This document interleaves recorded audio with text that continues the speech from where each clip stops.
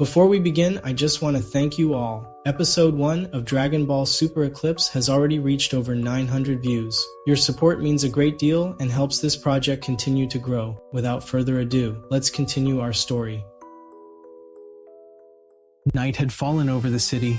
Gohan, Goten, and Trunks flew through the skyline seeking trouble.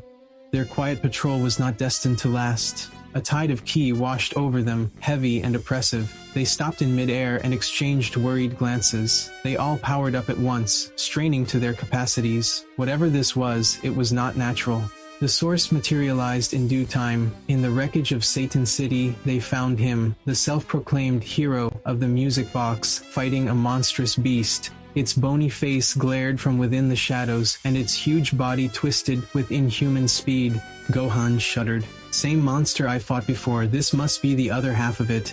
Trunks and Goten rushed to the hero's side before they could hesitate. Their small fists were charged with ki as they fired a flurry of blasts. The blows exploded across the monster's body, yet when the smoke cleared, it was uninjured.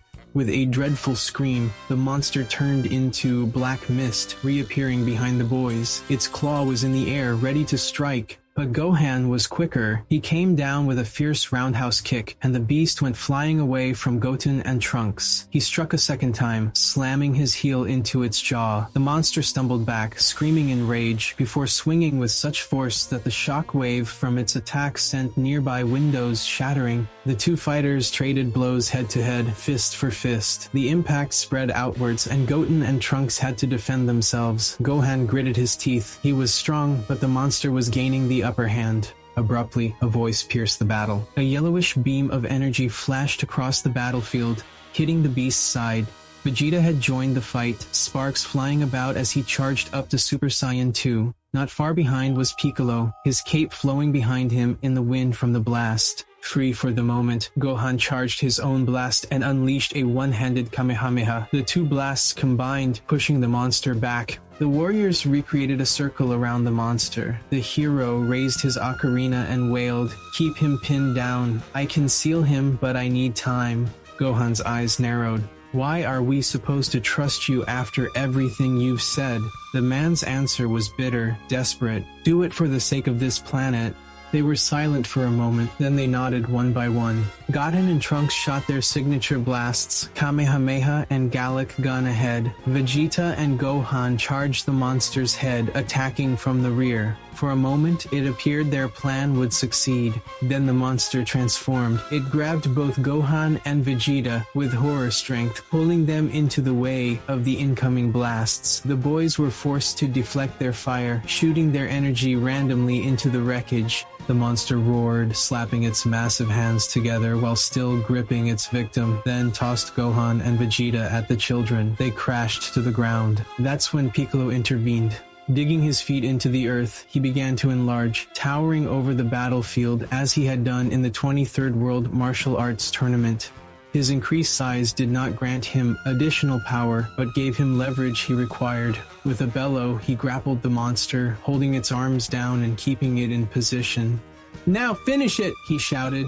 The melody of the ocarina cut through the destruction, weaving like a soft wind through a storm. The music surrounded the monster, chains of light binding it. The beast wailed, its body twisting. Then, like smoke into a vacuum, it was pulled into the body of the hero. There was quiet, the battle was over. And still, there was tension. Vegeta's hand was raised, a ki blast forming inches from the hero's face. "Give me one good reason why I should not kill you now." The man's eyes never flinched. "If you kill me, the monster will be unleashed again, and next time no one will be able to stop it." The menace lingered in the air. Finally, Vegeta lowered his hand with a growl. Gohan moved forward and placed a solid hand on the man's shoulder. "You're coming with us. We need answers." The hero did not resist. On the far side of the galaxy, Goku sat with King Kai. His expression was grim. "You felt it too, didn't you?" Goku inquired. King Kai nodded. "The Earth is in greater peril than you realize. What you have encountered is the power of negative energy." He explained that all living things had life force or Kai. Some of it was good and some of it was bad. Later, the bad Ki that had infected became something much worse, negative energy. If it is allowed to grow, it has the ability to create beings of unimaginable evil that can destroy whole galaxies. Worse, it has the ability to infect whole worlds, trapping their souls in darkness so that they cannot move on to the afterlife. This does not involve one monster, Goku. With negative energy on the loose, your world could be attracted and eventually descend into a period of never-ending agony.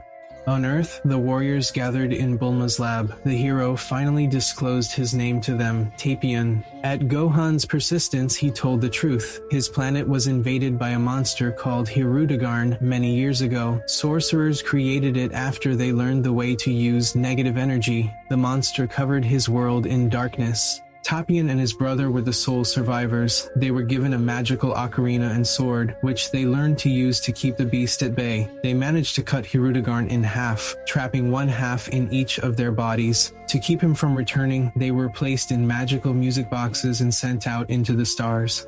Tapion's voice grew heavy as he concluded. Both sides were now on Earth. His brother must have fallen.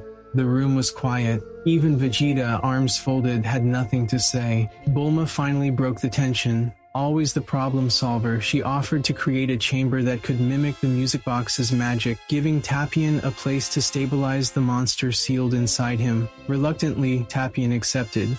For now, Capsule Corp was his refuge, but he was not at ease. Hirudegarn's energy pressed in on him constantly, and when night came, the lilting melody of his ocarina drifted through the halls, an eerie sound that kept the shadows at bay. It was during these nights that Trunks felt drawn to him.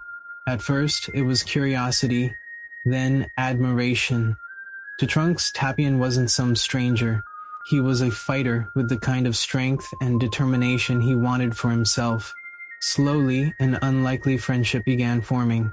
But while the Earth slept, elsewhere the danger grew. On King Kai's world, Goku continued his lesson. Negative energy, his mentor explained, was more than just evil ki. It was the residue of hatred and malice across countless ages, building until it gave birth to abominations like Hirudegarn. Left unchecked, it could devour entire galaxies, corrupt the natural order, and bind souls to eternal suffering. Even Super Saiyan 3 Goku realized might not be enough. That's when King Kai replied that he should have trained with someone above him. Goku stood up from meditation. You want me to train with Supreme Kai? No, Goku, someone beneath him, but just as important to the universe as Supreme Kai. Back on Earth, the peace did not last long. Tapion's warning weighed heavily on the Z fighters. Hirudegarn wasn't beaten, just sleeping, and if the seal should ever weaken once more, the full horror of negative energy would be unleashed. The storm was only beginning. And that's episode 2 of Dragon Ball Super Eclipse. Hope y'all enjoyed. Big thanks to Cloudyshark, Emiliano Lozano, and Erick for contributing to the story. And once again, we are very grateful for the support given to episode 1 of this series. Thanks for watching and hope to see y'all next time.